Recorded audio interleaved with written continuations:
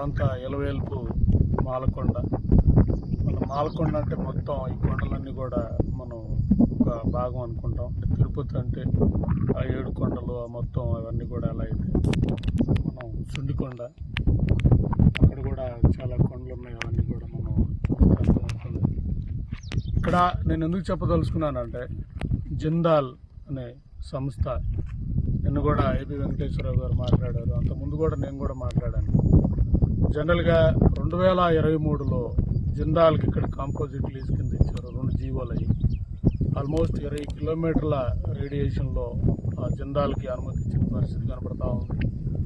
అలా ఈ ప్రభుత్వం వచ్చిన తర్వాత ఎన్విరాన్మెంటల్ క్లియరెన్స్కి సంబంధించిన ఫైల్ మూవ్ చేసింది, ఆ డాక్యుమెంట్ కూడా నా దగ్గర ఉంది. ఇక్కడ ఇవన్నీ కూడా నేను చెప్పదలుచుకుంటుంది ఏంటంటే, జిందాల్ అనే సంస్థ ముఖ్యంగా వాళ్ళ చరిత్ర ఏంటనేది మనం ఒకసారి కానీ గమనిస్తే, సో మీరు వినే ఉంటారు, కాదాంబరి జత్వలాని అని మా ముంబై నటి. ఆ అమ్మాయి వాళ్ళ మీద కేసు పెడితే ఆ కేసును విత్డ్రా చేయించడానికి అప్పుడు జగన్మోహన్ రెడ్డి ప్రభుత్వంలో ఉన్న ఐపీఎస్లు పంపించి ఆ అమ్మాయిని ఇక్కడికి తీసుకొచ్చి ఒక 1 నెల రోజులు బెదిరించి సో చాలా కేసు విత్డ్రా చేసుకుని ఒత్తిడి చేసిన పరిస్థితి. అది ఈ ప్రభుత్వం వచ్చిన తర్వాత వీళ్ళు దాని తాలూకా కుక్కల విద్యాసాగర్ కానీ ఇవన్నీ కూడా వీళ్ళు చెప్పి ఆ రోజు అమ్మాయిని ఇబ్బంది పెట్టారు అన్న విధంగా ప్రధాన మీడియాలో కూడా మాట్లాడిన పరిస్థితి మనకి కనపడతా ఉంది. ఇక్కడ నేను చెప్పదలుచుకుంటున్నది ముఖ్యంగా, అలాంటి కేసులో ఆ అమ్మాయికి అన్యాయం జరిగిందని మాట్లాడి ఈరోజు సడన్గా సిఐడి ఎంక్వైరీ ద్వారా, ఇందాక ఆయన ఏవి వెంకటేశ్వరరావు గారు చెప్పినట్లు సిఐడి చరిత్రలోన షార్ట్ షీట్ ప్రిపేర్ చేసిన దాని మీద లోపాలు అవన్నీ కూడా చెప్తూ, అంటే ఆ అమ్మాయిని ప్రాస్టిట్యూట్ కింద మార్చిన పరిస్థితి కనపడతా ఉంది. అంటే ఒక కార్పొరేట్ కోసం పనిచేశారన్న అభియోగాలు ఉన్న ఈ పరిస్థితుల్లో మనం ఇక్కడ అర్థం చేసుకోవాల్సింది ముఖ్యంగా, ఒక జిందాల్ లాంటి కంపెనీ, జిందాల్ లాంటి గ్రూప్, మైనింగ్ గ్రూప్ సంబంధించి నేషన్ వైడ్ కానీ, ఈవెన్ ఆ రోజు ఓబులాపురంలో కానీ, ఈరోజు కడప స్టీల్ దగ్గర ఇచ్చిన ప్రిఫరెన్స్ కానీ, ఈ 2 ప్రభుత్వాలు కూడా జిందాల్ కోసం పనిచేసే విధానం ఉన్నప్పుడు, ఇక్కడ ఆ ప్రభుత్వం అధికారం ఉన్నప్పుడు కాంపోజిట్ లీజ్ కిందకి ఇచ్చి, ఈ ప్రభుత్వం వచ్చినప్పుడు వీళ్ళు దానికి ఎన్విరాన్మెంట్ క్లియరెన్స్ ఇచ్చే పరిస్థితి, అది మొత్తం పూర్తయిన పరిస్థితి వస్తే మాలకొండ ఉండే పరిస్థితి ఉండదు. మాలకొండ అంటే కొండ ఒక్కటే కాదు కదా, కొండ కింద ఉన్న సరౌండింగ్ ప్రాంతం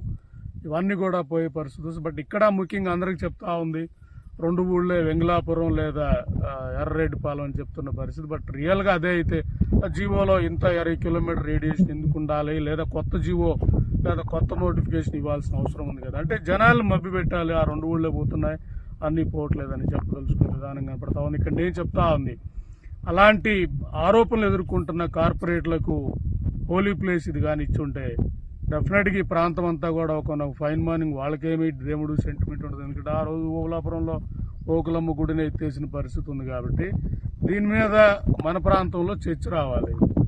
అంటే ఇక్కడ ఒక ప్రభుత్వం కాంపోజిట్ లీజ్కి ఇచ్చింది, ఇంకో ప్రభుత్వం క్లియరెన్స్కి ఇచ్చేసింది.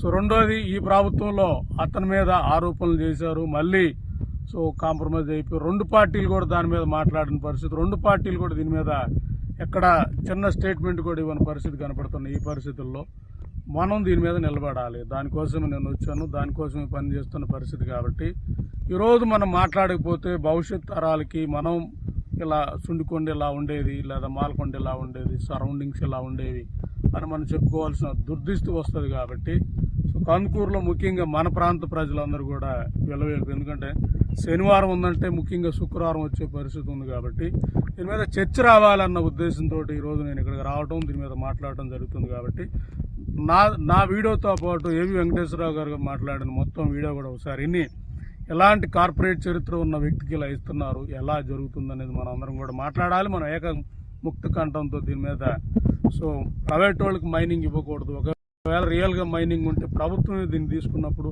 అప్పుడే మనకి ఉద్యోగాలు వస్తాయి, అప్పుడే మనకు అన్ని అవకాశాలు వస్తాయి. ప్రైవేట్ వాళ్ళు బీహార్ వాళ్ళని తీసుకొచ్చే పరిస్థితి ఉంటుంది. కాబట్టి ఇవన్నీ కూలంకషంగా చర్చ జరగాలి. చర్చ జరిగిన తర్వాత మన అభిష్టం మేరకే ఇక్కడ మైనింగ్ ఉండాలా ఉండకూడదు అనేది ప్రభుత్వం నిర్ణయం తీసుకోవాలి. కాబట్టి ప్రజల్లో చైతన్యం రావాలి. ఆ